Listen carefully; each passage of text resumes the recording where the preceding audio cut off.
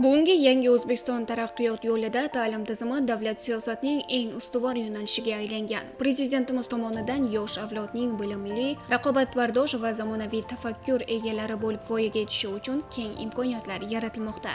Ayniqsa Qoraqalpog'iston Respublikasi uchun ko'rsatilayotgan alohida e'tibor hududda ta'lim sifatini tubdan yaxshilash, iqtidorli yoshlarni qo'llab-quvvatlash va ularning salohiyatini ro'yobga chiqarishga xizmat qilmoqda.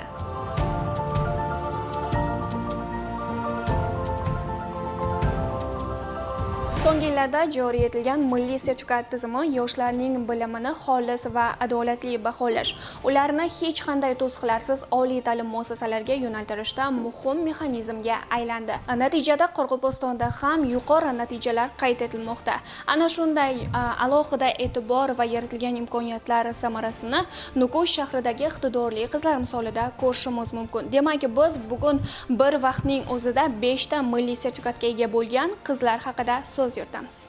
Nukus shahri 38-sonli umumiy o'rta ta'lim maktabining 11-sinf o'quvchisi Erdasheva Dildora kimyo, biologiya, matematika, o'zbek tili va adabiyoti hamda tarix fanlaridan 5 ta milliy sertifikatni qo'lga kiritib, 189 ball natija bilan muddatidan oldin talaba bo'lish baxtiga muyassar bo'ldi. Albatta, shubhasiz bu yutuq tinimsiz mehnat, qat'iyat va yuksak maqsadlar mevasidir. Men tibbiyot yo'nalishi bo'yicha kimyo, biologiya, o'zbek tili va adabiyoti, bundan tashqari tarix va matematika fanlaridan milliy sertifikatlarni qo'lga kiritdim. Men juda ham quvonganman bundan, o'zim erisha olganimdan, o'zimning mehnatlarimni oqlaganimdan, ota-onamning ishonchini oqlaganimdan juda ham xursand bo'lganman. Bundan tashqari ustozlarim ham menga ishonib o'tirishgan, ularning ham ishonchini oqlaganimdan juda ham xursand bo'lganman. Meni rejimim o'zi maktabga kelib, maktabda yaxshi bilimlarni olib bo'lgandan keyin qo'shimcha to'garakka ham borganman. Undan kelgandan keyin esa shu uyda kechqurunlari bo'sh vaqtim bo'lgan paytda har doim dars qilganman. Ota-onam har doim menga sen eplaysan, sening qo'lingdan keladi deb meni qo'llab-quvvatlab turishgan. Ustozlarim esa o'z bilimlarini ayamasdan har doim menga bilganlarni o'rgatishgan. O'qish baribir oson bo'lmaydi. Hamma narsani o'z qiyinchiliklari bor. Shu qiyinchiliklarga qaramasdan har doim o'zlarini yo'nalishi bo'yicha, o'zlarini mutaxassisligi bo'yicha o'qishdan to'xtamasliklarini aytib qolardim ularga. Milliy sertifikat olishni maqsad qilganlarga 3 ta eng muhim tavsiyangiz. Birinchi navbatda o'zini sog'lig'iga qarashsin. Baribir sog'liq eng birinchisi. Keyin ikkinchidan o'zini tartibini bildirish kerak. Tartibsiz ilm bo'lmaydi, prezidentimiz aytgandek. Uchinchidan esa yaxshilab o'qish kerak. Toshkent davlat tibbiyot universitetiga topshirishni niyat qilganman. Endi TTM vaqti kelgan paytda o'shani topshiramiz. Talaba bo'lganingizni ilk marta kimga aytdingiz va reaksiyasi qanday bo'ldi? Eng birinchi oyimga, onamga aytganman qo'ng'iroq qilib. U juda ham xursand bo'ldi. Rahmat qizim deb menga juda ham xursand bo'lib motivatsiyalar berdi. Kelajakda shu yaxshi shifokor bo'lish, chet ellarda malaka oshirib kelish va O'zbekistonimizning meditsinasini dunyoga tanitish. Biz yoshlarga bunday imkoniyatlarni yaratib bergan prezidentimizga katta rahmat aytaman. Shuningdek, Nukus shahri 7-sonli umumta'lim maktabining 11-sinf o'quvchisi Rayimbayeva Zuhra biologiya, matematika, tarix, qoraqalpoq tili va adabiyoti hamda kimyo fanlaridan milliy sertifikatlarni qo'lga kiritib, muddatidan oldin talaba bo'lish baxtiga erishdi. Men kichkinaligimdan boshlab shifoker bo'lishni niyat etgan edim. Ham so'ng uchun tug'inchi kasbimdan boshlab ximiya, biologiya fanlarini tayyorlanib boshladim. Ham hozir 5 fanning sertifikat olishga erishdim.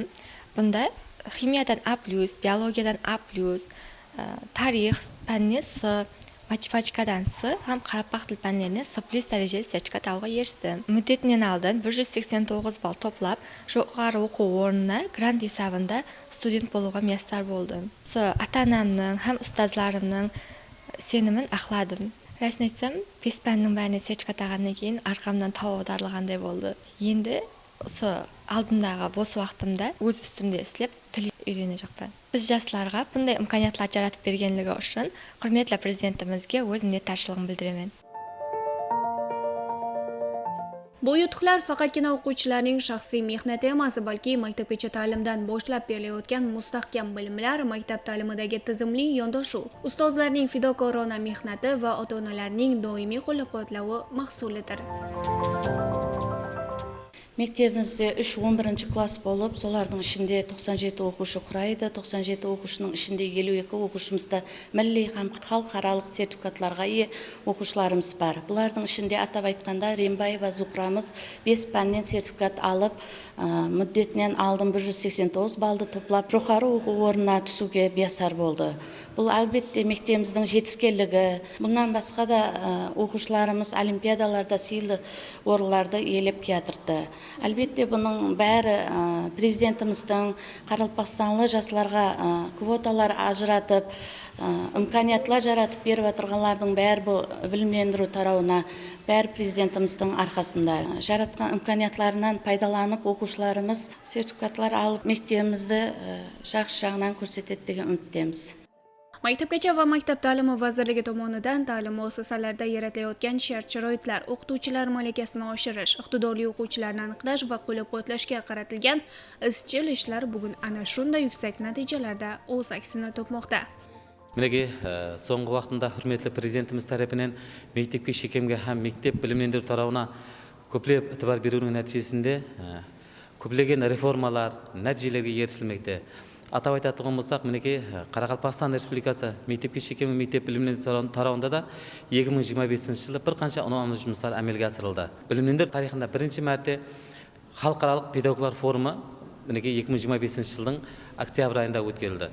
Бұнда дүнияның рауажланған институтлары, университетлері, мектептері, сондай-ақ мінеге Орайлық Азия мемлекеттерінің мектепке шекемге һәм мектеп білімлендіру тарауының басшылары қатынасып, үлкен білімлендіру платформасы жаратылды. Соның нәтижесінде Нүкіс қаласы 55 салды мектебіміз мінеге достық мектебі статусына ие болу үшін мінеге Қазақстан, Қырғызстан, Тәжікстан, Түркменстанның мектеплерімен бірге іздесулері жолға қойылды. Өткен оқу жылында 200-ден артық оқушыларымыз мүддетінен алдын жоғары оқу орындарына кіру бақытына миясар болған еді.